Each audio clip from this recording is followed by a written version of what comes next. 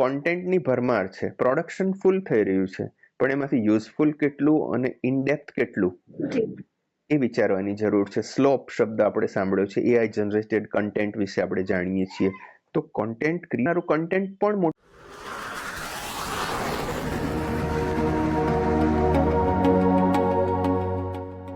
નમસ્કાર મિત્રો, સ્વાગત છે આપ સર્વનું ધ ગાઈડિંગ વોઇસ પોડકાસ્ટમાં. મિત્રો, આજના એપિસોડમાં આપણી સાથે એક એવી વ્યક્તિ છે જેને જર્નલિઝમને ફક્ત હેડલાઇન નથી બનાવ્યું, પરંતુ સમાજનો અવાજ બનાવ્યો છે. પ્રિન્ટ, ટીવી, ફિલ્મ અને ડોક્યુમેન્ટરી આ ચારેય ક્ષેત્રોમાં સત્યને સંવેદના સાથે રજૂ કરનાર, ભાવ અને દ્રશ્યો બંને સાથે વફાદારી કરનાર અને રાષ્ટ્રીય સ્તરે બબ્બે એવોર્ડથી સન્માનિત એવા પત્રકાર, લેખક અને documentary film maker Shri Saraswati ચંદ્ર આચાર્યજી આજે ધ ગાઈડિંગ વોઇસના મંચ પર ઉપસ્થિત છે. તો ચાલો જાણીશું તેમની મીડિયા યાત્રા, જીવન યાત્રા અને સંઘર્ષ ગાથા વિશે. સર્વપ્રથમ કરીશું તેમનું હાર્દિક સ્વાગત. નમસ્કાર સર, કેમ છો? ધ ગાઈડિંગ વોઇસના મંચ ઉપર આપનું હાર્દિક સ્વાગત છે. જી નમસ્કાર, હું મજામાં છું અને આપના મંચ પર આપની સાથે આવવું આ પોડકાસ્ટમાં એક આનંદની વાત છે. આપના સૌ દર્શકોને મારા ખૂબ ખૂબ નમસ્કાર. Thank you sir. આજનો કન્વર્ઝેશન ખૂબ જ રસપ્રદ રહેશે, કારણ કે તમારું જે બેકગ્રાઉન્ડ છે, તમારી જે મીડિયા યાત્રા છે, તમારી જે જર્ની છે, આજે શેર કરીશું અને અનેક યુવા પત્રકારોને એક સુંદર સંદેશ પહોંચશે આ એપિસોડથી. બિલકુલ, આપણે એવી આશા રાખીએ છીએ. બહુ સરસ એપિસોડ રહેશે. શરૂઆતથી શરૂ કરીએ સર. ચારે ક્ષેત્રોમાં આપ સક્રિય છો, પ્રિન્ટ, ટીવી અને ફિલ્મમાં, ડોક્યુમેન્ટરીમાં. આ ચારે ક્ષેત્રોમાં જે કામ કરવાનું સંતુલન હોય છે, એ તમે કેવી રીતે સાધો છો? આપને વાત કરું તો લગભગ 3 દાયકા પહેલા, એટલે 30 વર્ષ પહેલા મેં જ્યારે કારકિર્દીની શરૂઆત કરી, ત્યારે આજના જે લોકપ્રિય મીડિયા છે, સોશિયલ મીડિયા, યુટ્યુબ વગેરે, ઇન્ટરનેટ, ડિજિટલ મીડિયા, એ કંઈ હતું નહીં. ત્યારે જે પ્રિન્ટ મીડિયા છે, મુદ્રિત માધ્યમ, એ પ્રખ્યાત હતું. અને દૂરદર્શન, આપણે ટેલિવિઝનમાં વાત કરીએ તો દૂરદર્શન હતું અને નવી ચેનલ્સ છે એ આવી રહી હતી, જેમ કે ઝી ન્યૂઝ છે.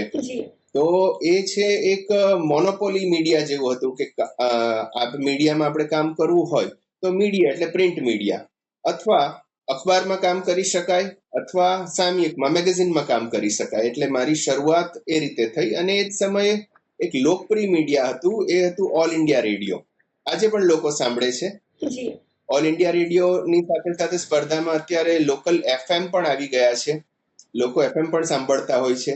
પરંતુ જ્યારે મેં શરૂઆત કરી 1996-97 આસપાસ, ત્યારે ઓલ ઇન્ડિયા રેડિયોનો વ્યાપ આખા દેશમાં હતો અને કોઈ પ્રાઇવેટ એફએમ ચેનલ્સ હતી નહીં. એટલા માટે રેડિયો સાંભળનારો વર્ગ પણ બહુ મોટો હતો. રેડિયો પર મેં યુવાનોના પ્રોગ્રામ યુવાણીનું સંચાલન કર્યું, કેઝ્યુઅલ એનાઉન્સમેન્ટ કર્યું, એનાઉન્સર તરીકે અને ડ્રામા આર્ટિસ્ટ તરીકે પણ રેડિયો પર કામ કર્યું.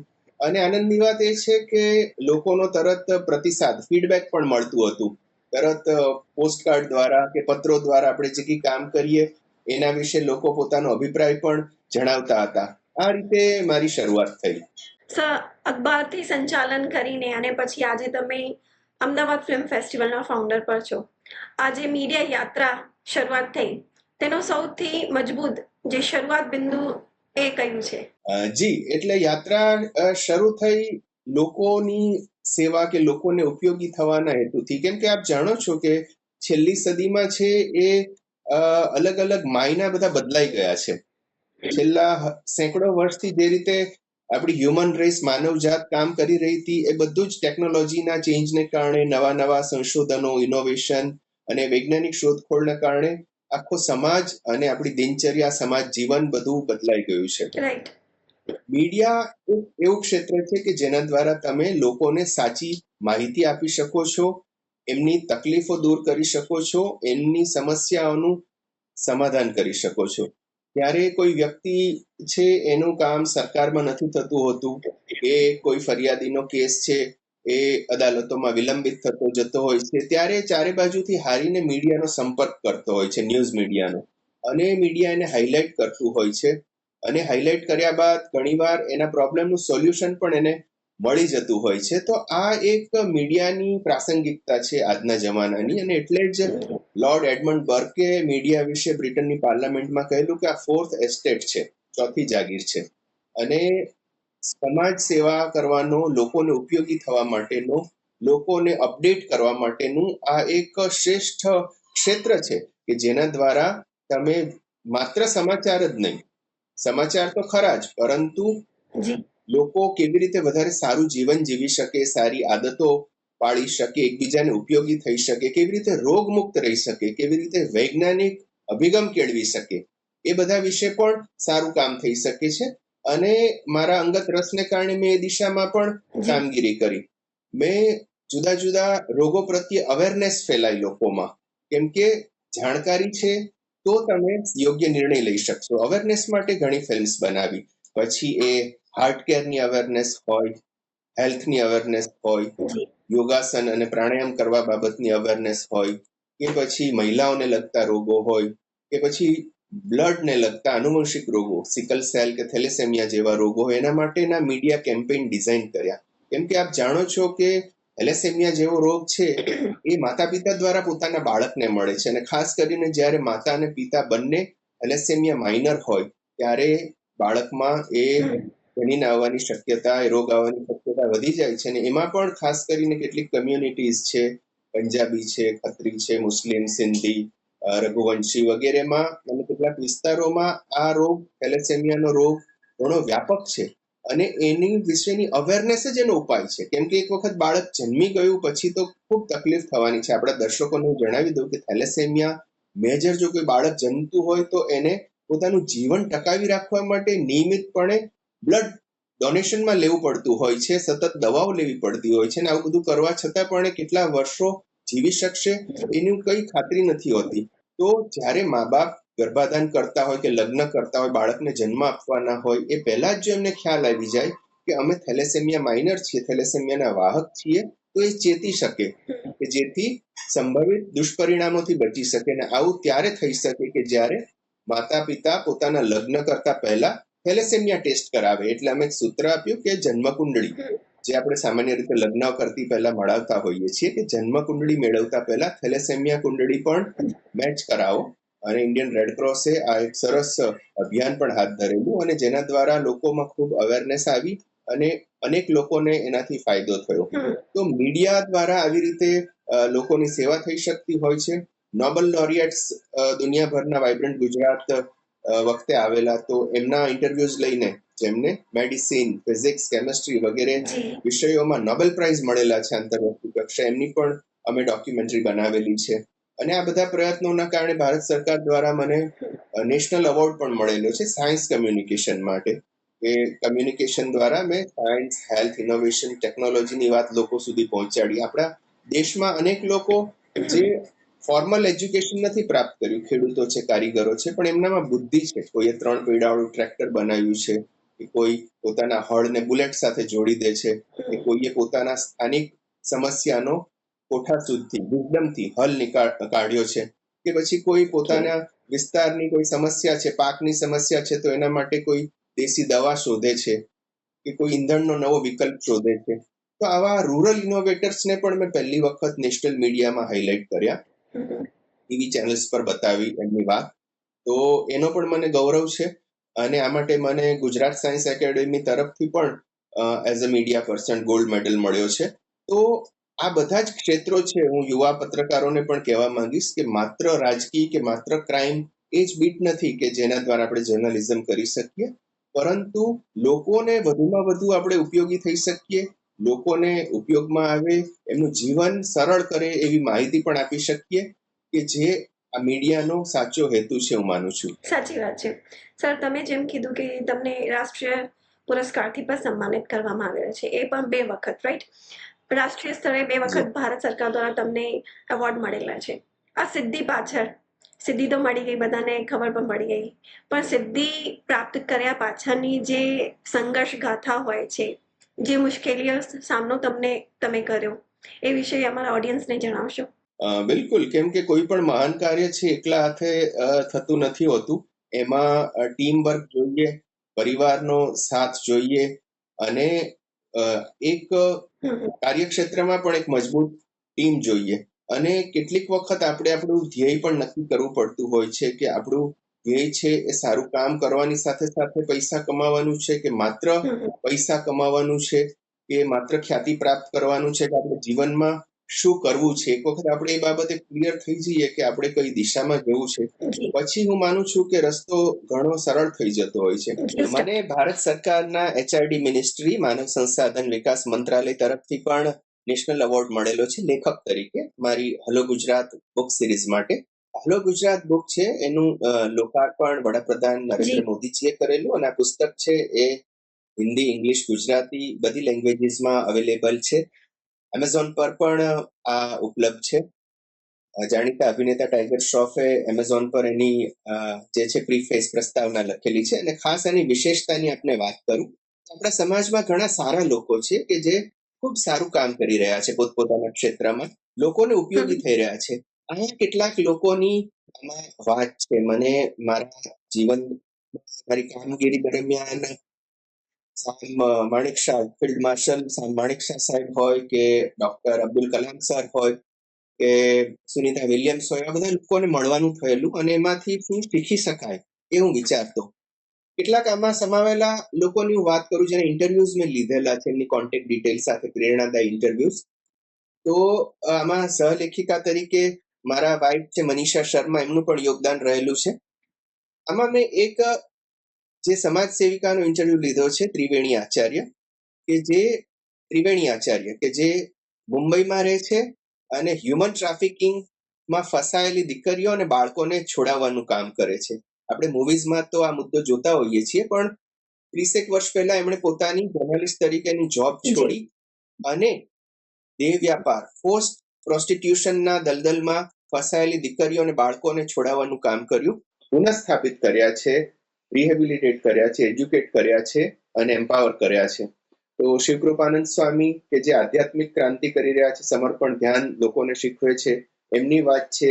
પ્રીતિ સેનગુપ્તા વર્લ્ડ ટ્રાવેલર છે, પહેલી મહિલા છે કે જેમણે 7 ખંડોનો એકલા પ્રવાસ કર્યો છે. તો આવા રસપ્રદ વ્યક્તિત્વોનો સમાજમાં એક દિશા દર્શાવે એવા સ્ત્રીઓ અને પુરુષોનો અમે અમારી બુક હલો ગુજરાતમાં ઇન્ટરવ્યુ લીધા છે અને દર્શકોને વાંચવી હોય તો આપણે લિંક પણ શેર કરી દઈશું. સર, ન્યૂઝ રૂમ રિપોર્ટર તરીકેનો અનુભવ અને એડિટર તરીકેની જે જવાબદારી છે, જી, બંને ભૂમિકાઓ તમને કેવી રીતે ઘડી છે? આમ સામાન્ય લોકોને લાગતું હોય છે કે મીડિયા છે કે જર્નલિઝમ છે એ ખૂબ ગ્લેમરસ છે, પરંતુ એ સખત મહેનત અને તમારી આવડત અને તમારી અવેરનેસ, બુદ્ધિ, નોલેજ બધું જ માંગી લેતું હોય છે. ફિલ્ડ રિપોર્ટર છે એ જ વ્યક્તિ છે કે જે સમાચાર લાવે છે, ફિલ્ડમાં જઈને લોકેશન પર જઈને રિપોર્ટિંગ કરે છે અને સામાન્ય રીતે એના અવર્સ નક્કી નથી હોતા, એમની લાઈફસ્ટાઈલ આખી અલગ હોય છે. જ્યારે એને પ્રસ્તુત કરવાનું કામ છે એ ટેલિવિઝન મીડિયામાં વાત કરીએ તો ન્યૂઝ એન્કર કરે છે કે જેના દ્વારા એ યોગ્ય રીતે સારી રીતે લોકો સુધી પહોંચે છે. ન્યૂઝ એન્કર્સનું કામ છે એ સારું કામ છે કે જેમાં એ ફેસ બને છે જે તે મીડિયાનો. હકીકતમાં કામ કરતું હોય છે બહુ મોટું નેટવર્ક કે જેને સ્ટ્રિંગર્સ કહીએ, કોરસ્પોન્ડન્ટ્સ કહીએ, રિપોર્ટર્સ કહીએ કે જે દરેક ગામમાં, શહેરમાં, રાજ્યમાં ફેલાયેલા હોય છે, જે સમાચાર લાવે છે, પોતાની હેડ ઓફિસમાં પહોંચાડે છે, એ સમાચાર ત્યાં કોપી એડિટર લખે છે અને પછી ન્યૂઝ એન્કર સામે ટીવી ચેનલના સ્ટુડિયોમાં સમાચાર પ્રસ્તુત થાય છે. મને આનંદ છે કે મેં દરેક કામ કરેલું છે. અને જ્યારે પ્રિન્ટ મીડિયાની વાત કરીએ તો પ્રિન્ટમાં તો આપણે ત્યાં એવી પ્રથા નથી કે રિપોર્ટર કે એસોસિએટ એડિટર કે કોપી એડિટરનો ફોટો છપાય. એટલે પ્રિન્ટ મીડિયાની જે આખી એક પેઢી હતી 80s 90s સુધીની, એમણે સમાચારો જરૂર વાંચ્યા હશે, પણ એ સમાચાર કયા રિપોર્ટરે મોકલેલા છે, જેમાં જે આપણે ટીવી મીડિયામાં જોઈએ છીએ, એ એમને ખબર નથી. કોઈક વાર જ બાયલાઇન, જેને નામ સાથેના સમાચારોને બાયલાઇન કહે છે, એ છાપામાં છપાતી હોય છે અને બાયલાઇન થી નામ ખબર પડે છે, પણ એ જ વ્યક્તિને તમે ગમે તેટલા વર્ષોથી કામ કરતો હોય ન્યૂઝપેપરમાં કે કરતી હોય, તો એ વ્યક્તિ સામે મળે ત્યારે કદાચ ઓળખી ન શકો. એવું ગઈ પેઢી સાથે બનતું કે આ ભાઈ વર્ષોથી આ છાપામાં કે આ મેગેઝિનમાં કામ કરે છે. કદાચ એનું નામ ખબર હોય તો પણ એનો ચહેરો શું છે આપણને ખબર નથી હોતો. પરંતુ ડિજિટલ મીડિયાની ક્રાંતિએ મીડિયા ક્ષેત્રે કામ કરનારા લોકોને ઓળખીતા પણ કરી દીધા છે કે આજે આપણે સ્ક્રીન પર જોઈ શકીએ, પોડકાસ્ટમાં, ચેનલમાં કે દરેક ઓનલાઈન મીડિયામાં કે આ કોણ બોલી રહ્યું છે, આની પાછળનું રિપોર્ટિંગ કોણે કર્યું છે, તો ક્રેડિટ દરેકને મળે છે. એ પણ આનંદની વાત છે. દરેક કામગીરીના પોતપોતાના પડકાર હોય છે અને પોતપોતાનો આનંદ પણ હોય છે. અને એ આપણે કેટલો એમાંથી આનંદ ઉઠાવીએ છીએ, આપણને કામ કેટલું ગમે છે, એના ઉપર પણ નિર્ભર હોય છે. કેમ કે લોકોની દ્રષ્ટિએ મીડિયામાં કામ કરનાર દરેક વ્યક્તિ એક મીડિયા પર્સન છે કે જર્નલિસ્ટ છે, પરંતુ મીડિયામાં અલગ અલગ વિભાગો હોય છે. આપ જાણો છો, જેમ આપણે વાત કરીએ, સાવ ગ્રામીણ કે અંતરિયાળ કક્ષાએ જે કામ કરતો હોય એને આપણે સ્ટ્રિંગર કહીએ છીએ, કે થોડા મોટા જિલ્લા કક્ષાએ હોય કોરસ્પોન્ડન્ટ હોય, હેડ ઓફિસમાં હોય રિપોર્ટર હોય. રિપોર્ટરના પાછા અલગ અલગ બીટ હોય છે, કે જે ક્રાઇમ રિપોર્ટર હોય તો એ ક્રાઇમને લગતી સ્ટોરી કવર કરે, એજ્યુકેશન બીટ હોય તો એજ્યુકેશનને લગતી સ્ટોરી કવર કરે, પોલિટિકલ બીટ જેમાં સામાન્ય રીતે સિનિયર વ્યક્તિ હોય તો એ પોલિટિકલ રિપોર્ટિંગ, પાર્ટીનું, ગવર્મેન્ટનું રિપોર્ટિંગ કરતા હોય છે. પછી જ્યારે એ આવીને કોપી ફાઇલ કરે, પોતાનો રિપોર્ટ ફાઇલ કરે, પોતાની ઓફિસમાં સમાચાર આપે, ત્યારે એને એક વખત ચેક કરવામાં આવતું હોય, જે સામાન્ય રીતે સબ એડિટર, સિનિયર સબ એડિટર, કોપી એડિટર કે એસોસિએટ એડિટર એ કરતા હોય છે. અને ત્યારબાદ એની સ્ક્રિપ્ટ તૈયાર થતી હોય છે.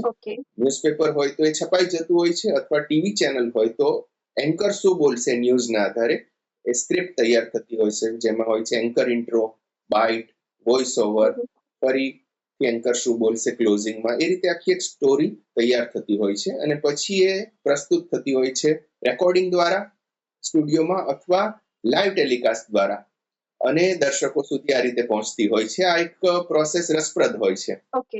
અને હું મારી પાસે જે ટ્રેની તરીકે મીડિયાના વિદ્યાર્થીઓ આવે છે એમને બધું બતાવતો અને સમજાવતો પણ હોઉં છું કે આવી રીતે ન્યૂઝ આવે છે, તૈયાર થાય છે અને પછી આવી રીતે ટ્રાન્સમિટ થાય છે ન્યૂઝ રૂમમાં, અને આખી એક એક્સાઇટિંગ પ્રોસેસ હોય છે. ખૂબ સરસ સર. કહેવાય છે ને, જર્નલિઝમ એક એવું ક્ષેત્ર છે જ્યાં સત્યતા સમાજ સાથે જોડાય છે અને સમાજને એક આઈનો દર્શાવે છે, પ્રતિબિંબ હોય છે. અને આજકાલ તો લાઇક્સ કે પછી ઘણી વાર તો પ્રેશર પણ હોય, એ દબાણથી સાઈડ થઈને પણ સત્યતાને શોધવું અને સમાજ સુધી પહોંચાડવું એ બહુ મોટું કાર્ય છે જે તમે કરી રહ્યા છો. Thank you madam.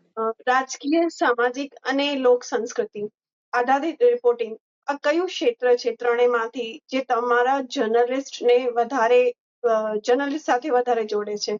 આમ તો બધા ક્ષેત્રો મારે અનુકૂળ છે. મેં રાજકીય ક્ષેત્રમાં ઘણું વધારે કામ કર્યું છે. લગભગ 10 વર્ષથી વધારે મેં રાજકીય રિપોર્ટિંગ કર્યું છે. અને વડાપ્રધાન નરેન્દ્ર મોદીજી જ્યારે ગુજરાતના મુખ્યમંત્રી હતા, એમનો આખો જે ટેન્યર છે, સમયગાળો છે, એ મેં પત્રકાર તરીકે જે અલગ અલગ પ્રિન્ટ અને ટીવી મીડિયામાં હું ત્યારે કામ કરતો, એમાં પણ મેં કવર કરેલો છે. આપણે તુલનાત્મક વાત કરું તો કેટલાક સમાચારો છે એ પ્રચાર પ્રસાર માટેના હોય છે. ધારો કે કોઈ ગ્રુપ છે સારું કામ કરી રહ્યું છે તો એ મીડિયાને ઇન્વાઇટ કરશે કે અમારો પ્રોગ્રામ છે, આપ આવો, બેસો અને અમારું કવરેજ કરો. તો એમાં એક સરળતાથી બધું રિપોર્ટિંગ થઈ જતું હોય છે. પરંતુ રાજકીય ક્ષેત્ર એવું છે કે જેમાં આપણે આપણી જાતે કોઈક વાર એક જાસૂસની જેમ અથવા કોઈક વાર એક સામાન્ય વ્યક્તિની જેમ અલગ અલગ રીતે આપણે સતત આકલન કરતા રહેવું પડે છે. એમાં 12 થી 5 ની જોબ જેવું નથી હોતું, એમાં કંઈ પણ ગમે ત્યારે થઈ શકતું હોય છે. અને આપણને કશું કહેવામાં નથી આવતું હોતું, આપણા ઓબ્ઝર્વેશન બહુ મહત્વનું હોય છે. જેમ કે એક રાજકીય કાર્યક્રમ થઈ રહ્યો છે, મંચ પર કેટલાક લોકો બેઠા છે, કેટલાક લોકો નીચે ઓડિયન્સમાં બેઠા છે, તો આ સામાન્ય વ્યક્તિ માટે બરાબર છે કે ચલો એક સરસ કાર્યક્રમ થયો. પરંતુ રાજકીય વિશ્લેષક કે રાજકીય પત્રકાર હશે તો એ તરત વિચારશે કે સ્ટેજ પર એવી કઈ વ્યક્તિ છે કે જે ત્યાં ન હોવી જોઈએ, અથવા એવી કોઈ વ્યક્તિ ગેરહાજર છે કે જેને ત્યાં હોવી જોઈએ, આમંત્રણમાં નામ છે પણ આ વ્યક્તિ કેમ નથી તો પછી એના પાછળના કારણો શું છે? શું અસંતુષ્ટ છે એટલે નથી, કે શું એ કંઈક બીજી દિશામાં જઈ રહી છે પોતાની પાર્ટીથી એટલા માટે નથી? અને આ આખું એક જે વિઝન કહીએ અથવા મીનિંગ બિટવીન ધ લાઇન્સ જર્નલિઝમની ભાષામાં કહીએ કે શબ્દો લખાયેલા છે પણ એનો મર્મ શું છે, શું કહેવા માંગે છે, એ આપણે અનુભવે શીખી શકીએ છીએ. અને આ જ કદાચ આ ક્ષેત્રની મજા છે. અને એને કારણે આપણે કેટલીક વસ્તુઓ કે ઘટનાઓ પ્રેડિક્ટ પણ કરી શકીએ છીએ. કેમ કે આજે બહુ મોટી મોટી ઘટનાઓ છે એમ રાતોરાત નથી બનતી હોતી.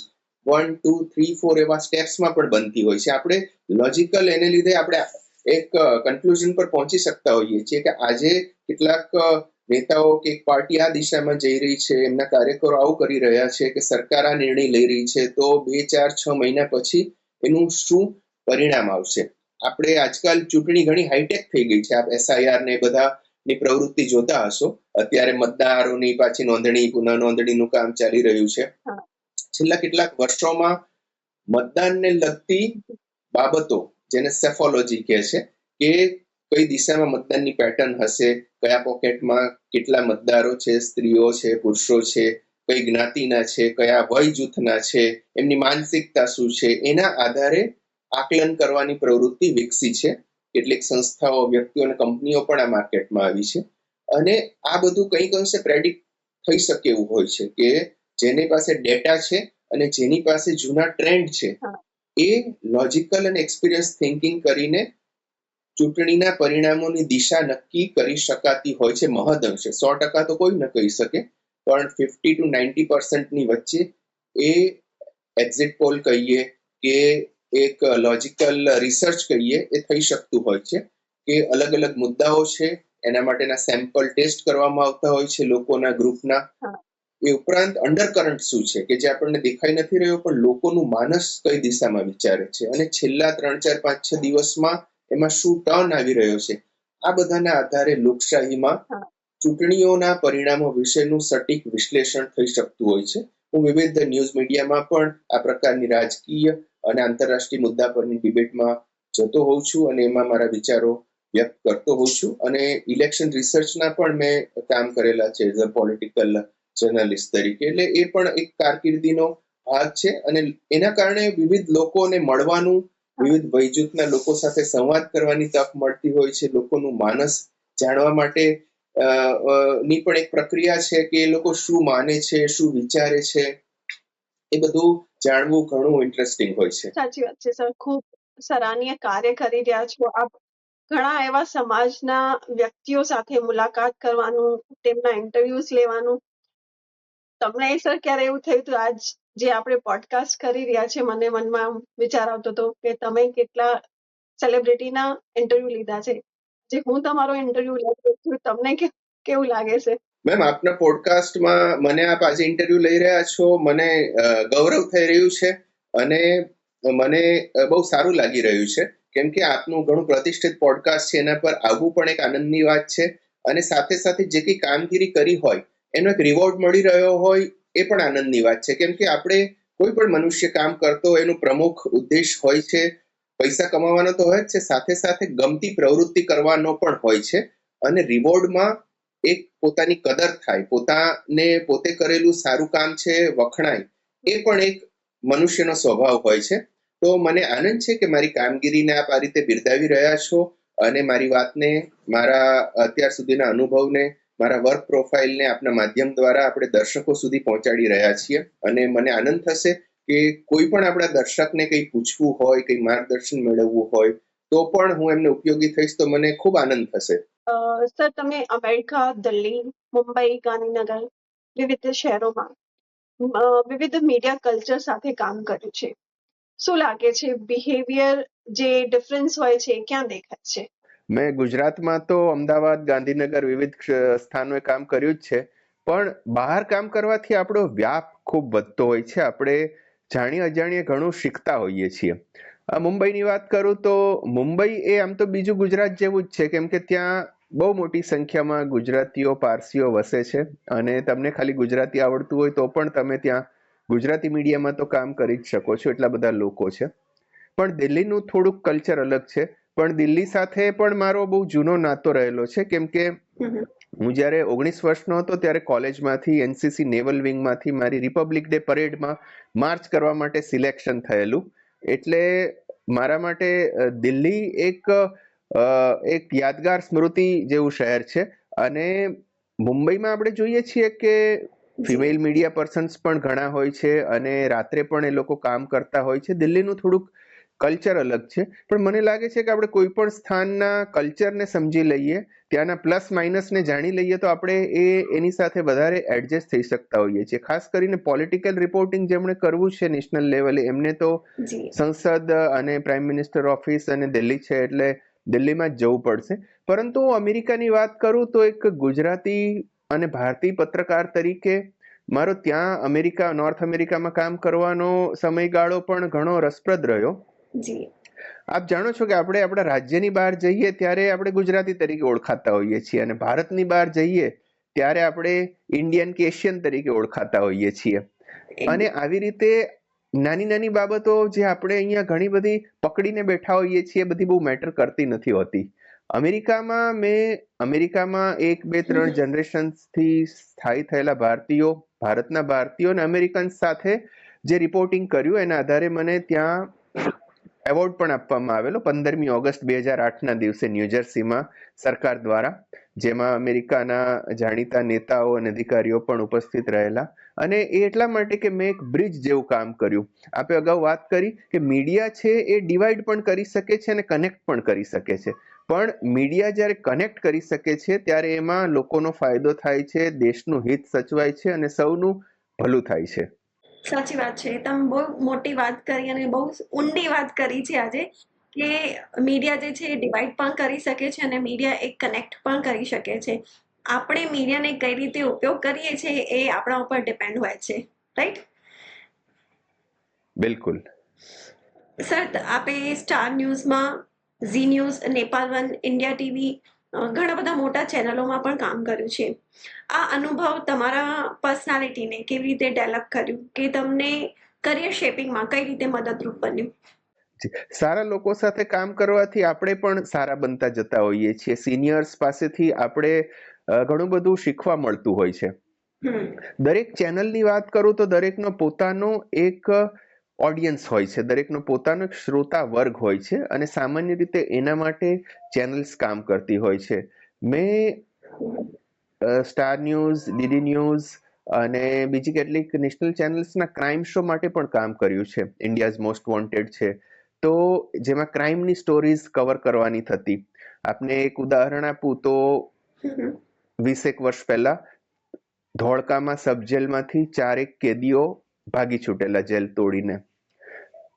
અમે એને ન્યૂઝમાં બ્રેક કર્યું કે આ રીતનો હુલિયો છે, આ ફોટોગ્રાફ છે અવેલેબલ, અને કોઈને પણ માહિતી હોય તો તમે આ નંબર પર આપી શકો છો. થોડા દિવસમાં લોકોની જાગૃતિના કારણે 4 કેદીઓ પકડાઈ ગયા.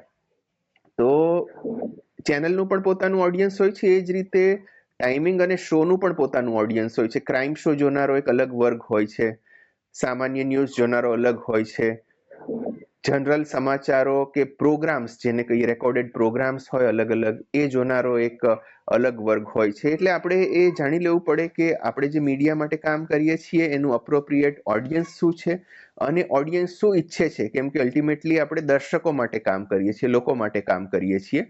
જો આપણે એમની નાડ પારખી શકીશું, એમને જે જોઈએ છે આપી શકીશું, તો આપણે સફળ થઈ શકીશું.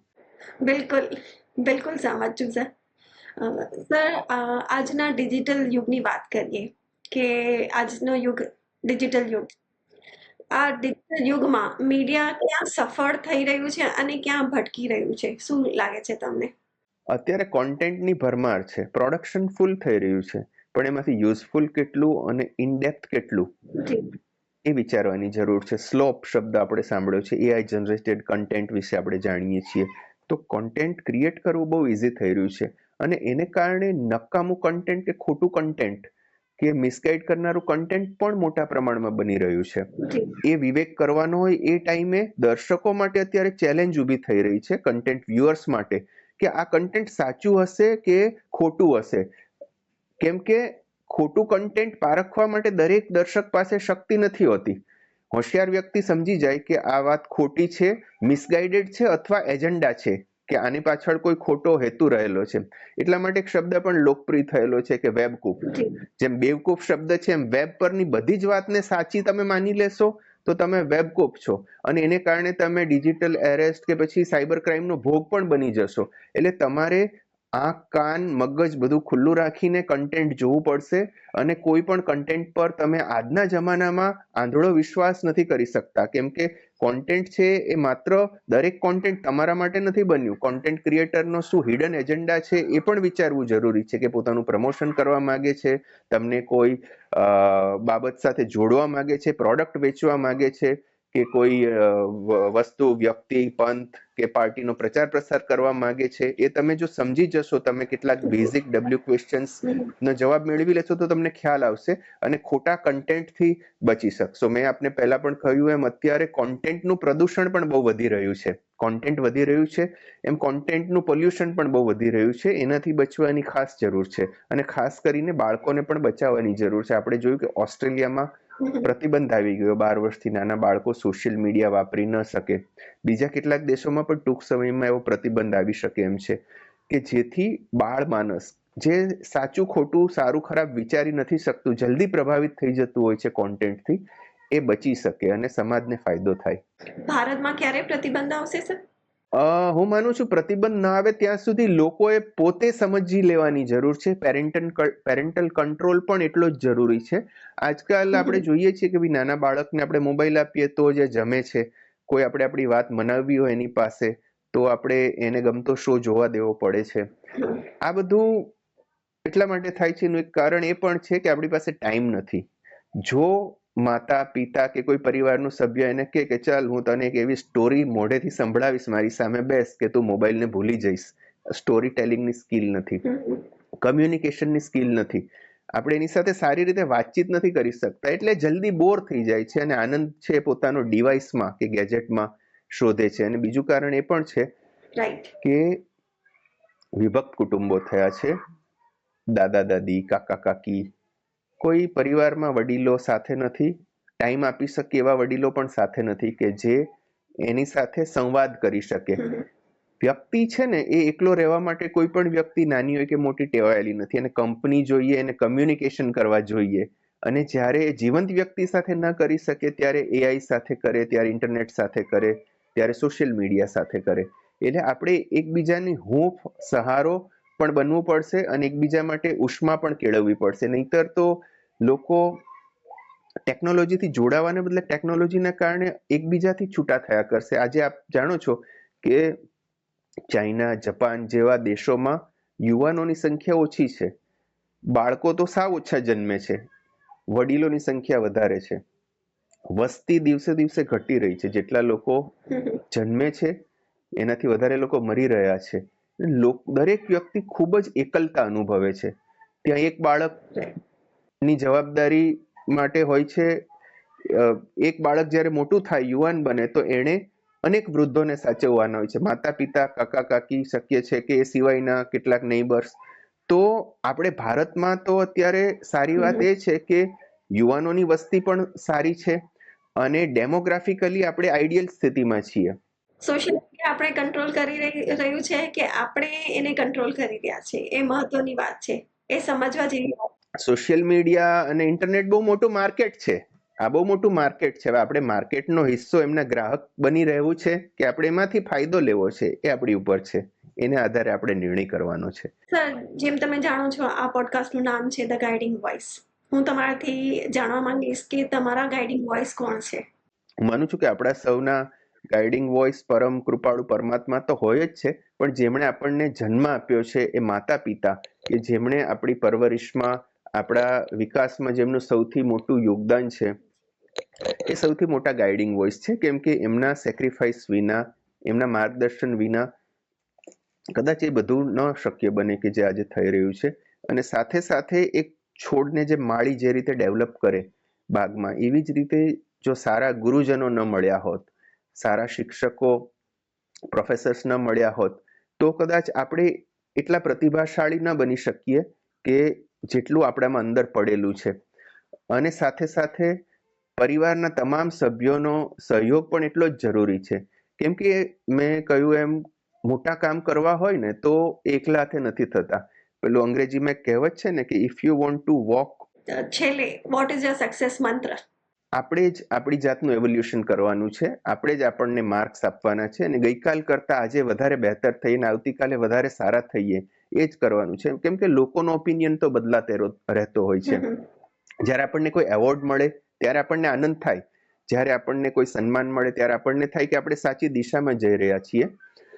પરંતુ કેટલાક કામો છે ને એ થેન્કલેસ હોય છે. જેમ કે સમાજમાં કોઈ ખોટી પ્રથા ચાલી રહી હોય ને આપણે એને બતાવીએ, માફ કરશો, ઘણા લોકોને ન ગમે, વિરોધમાં પણ આવે, પણ આપણે આપણું કામ કરવાનું છે. એટલે દરેક વખતે લોકોનું એન્ડોર્સમેન્ટ જરૂરી નથી. સર, હવે આપણે રેપિડ ફાયર રાઉન્ડ રમીશું થોડાક ફન માટે. હું તમારા માટે એક પ્રશ્ન વાંચીશ અને તમારા મનમાં પહેલો વાક્ય અથવા પહેલો શબ્દ આવે તમારે જણાવવાનું છે. રેડી? બિલકુલ. પત્રકાર તરીકે સૌથી પહેલા મનમાં આવતો શબ્દ? સારું કામ કરીએ અને લોકોની પ્રશંસાની અપેક્ષા ન રાખીએ, કેમ કે કોઈ વાર પ્રશંસા મળે અને કોઈ વાર ટીકા પણ થાય. પ્રિન્ટ, ટીવી કે ડોક્યુમેન્ટરી, તમારું દિલ કયા માધ્યમ સાથે વધારે જોડાયેલું છે? લોકો, દર્શકો, વ્યુઅર્સ. ગ્રાઉન્ડ રિપોર્ટિંગ કે સ્ટુડિયો ડિબેટ, કયું વધારે સાચું લાગે છે?